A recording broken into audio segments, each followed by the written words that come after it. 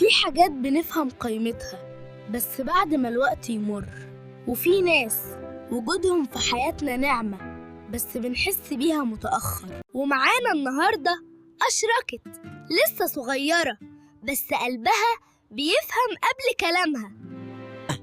تيتا، أنا غلطانة. هو ربنا بيزعل لما نضايق مامتنا؟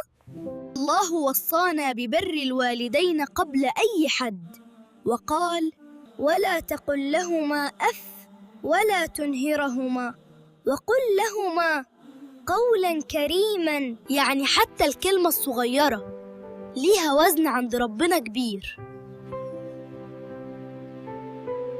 لو ماما نادت علينا وإحنا تعبانين أو مشغولين نعمل إيه؟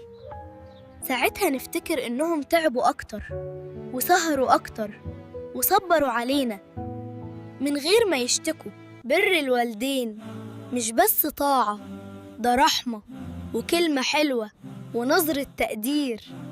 يمكن نفتكر إن عندنا وقت، بس الحقيقة إن الوقت بيمر بسرعة من غير ما نحس. والكلمة الحلوة مش بتاخد ثانية، بس أجرها عند ربنا كبير.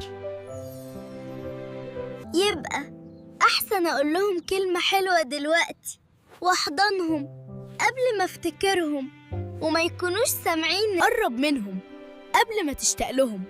ولو عجبك كلامي النهاردة تابعنا عشان تكمل معانا، ومع بعض هنخلي كل يوم بداية جديدة.